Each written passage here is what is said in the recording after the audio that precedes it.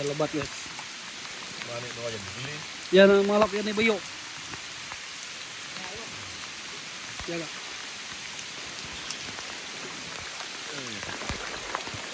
Ini yang ada guys. Ikan apa ini? Tuh, semua. Tengah.